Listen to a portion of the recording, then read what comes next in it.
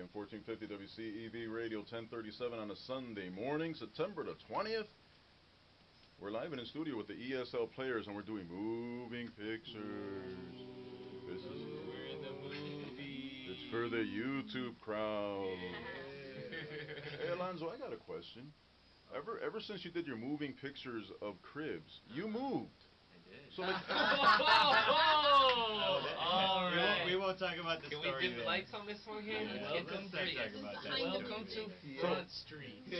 so The funny thing is I've moved twice since then. So the minute everybody knows what your toilet looks like, you leave. From the Cribs version 3.0. That was Jordan Sparks with a little help from Shannon that they don't credit, but we'll do that here because we like the freestyle.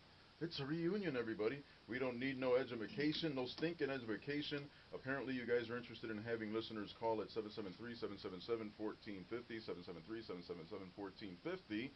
You can ask for free stuff, but at least have a quality question. Because remember the last time all they wanted was free? Yeah. Can I have it fiao? Can you put it in the spiral notebook of credit? But they didn't have any tangible questions. And the other thing that we missed the last time is that we did not really get in depth in terms of each of you and what you bring to the table. You know, we did it like, well Miguel in particular, a caller said, I remember you in Double Wolf's time class, and can you tell us about yourself? But do it quick, because I want free tickets. Yeah. There's a good possibility we are giving away free tickets, but it's got to be, like Harv just said, a good question or at least a good comment. Right. I got a question. Is something really nice free about today?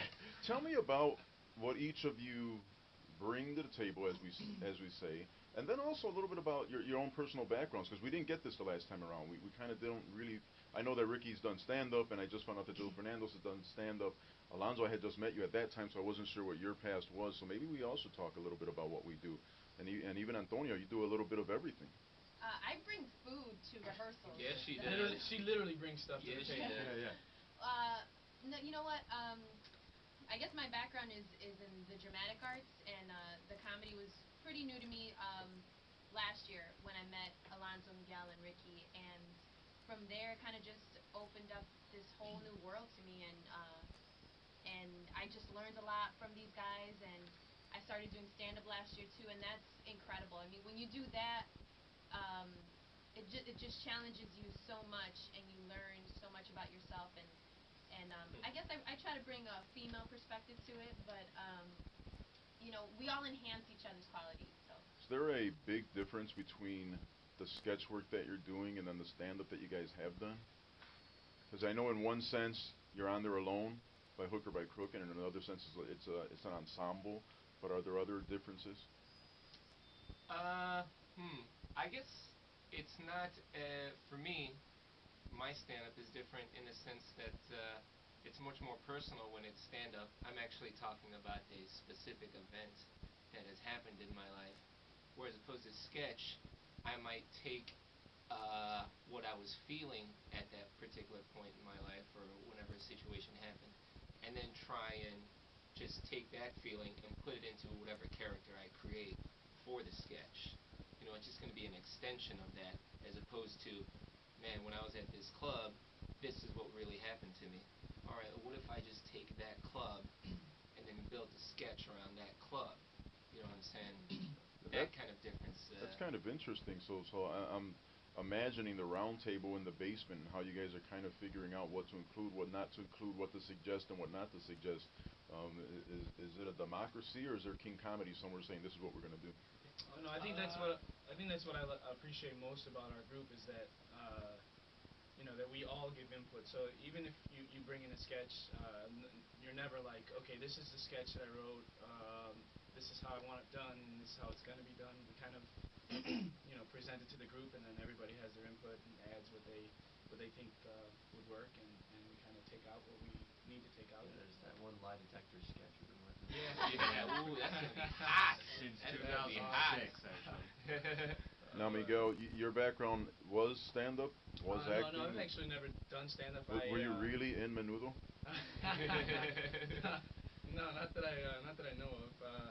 I took classes at Second City. I completed the one-year program, and I've taken some on-camera classes and stuff like that. I too, like Antonia, have done some commercial stuff. really enjoy what I do. The comedy has been relatively new to me as well. I started in last year with Salsation in the Devil Wears Chanclas, and have continued on with ESL.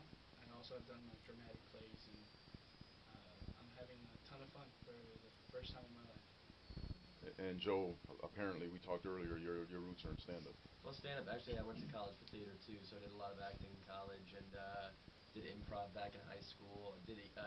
I directed, like, a teen improv program at, like, I.O. Chicago, which was Improv Olympic and stuff like that. So, and I did a sketch group back in high school, so it's kind of all over the place. But, yeah. And our Chicago homie, Kanye? So, Ken? And our Chicago homie, Kanye over here? Alonzo West. Alonzo West. Yeah, I Kanye'd the show. Sorry.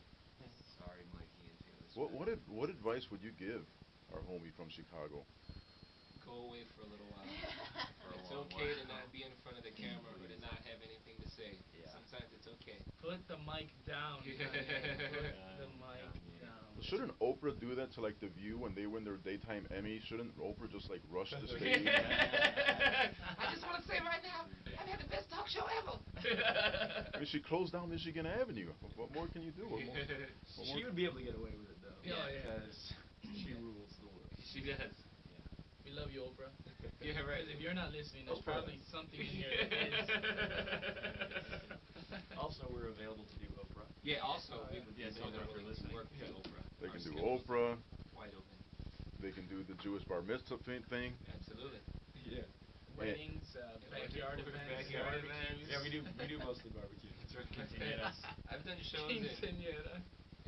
auto dealership parking lots. I've done it all, man. I'll do it. Nice. Just somebody show my microphone in the stage. I'll be there. And pay us. Now they're the ESL players, El Sol Latino, and they're going to be here throughout the month on Wednesdays. Now, talk about the potential for crossover humor. If you say El Sol Latino, if you say ESL, if you say we don't need no stinking education, how do you get the point across that this is for everybody? It's not just a cultural thing. I mean, it is cultural pride that we're talking about, Sure. but the audience that you're looking for is everybody. Yeah, you know what? Absolutely. I think that's one of the great things about this particular sketch, this particular show, is that we've got material from all backgrounds. You know, I mean, there's a lot of stuff that we talk about, a lot of very topical stuff, and I don't know if we're going to talk about any, not specifics, but the type of sketches, but stuff that's very much in the news right this second. You're going to see, and you're going to be laughing your butt off. Well, we saw it Wednesday, like 3 days after Kanye did his thing to Taylor. And I think more than cultural, it's also this show is very, or it can be regional. So it's not for a specific demographic. It's just, you know, everybody will enjoy it because we all grew up, we're all around the same age. So even if you're relatively close in age to us, or you will definitely understand and appreciate the material. We're all 52, 53 years old. Somewhere around there. Well, Most importantly, the thing that we all agree on, and that I always say, is funny. We are trying to be funny. We just want to make everybody laugh. I'm not trying to make one specific group of people laugh more than another. We are trying to be the funniest people on stage. If you're on hold at 773-777-1450, don't go anywhere. We will get back to you after our little breakcito. But now, in Mikey's words, he says if anybody had been offended, it was strictly intentional. You're saying that it's not? Absolutely. Absolutely. So when we return, your phone calls and more. Love Kids Radio. Damn, look at those lines light up. The boys in Like 4 lines?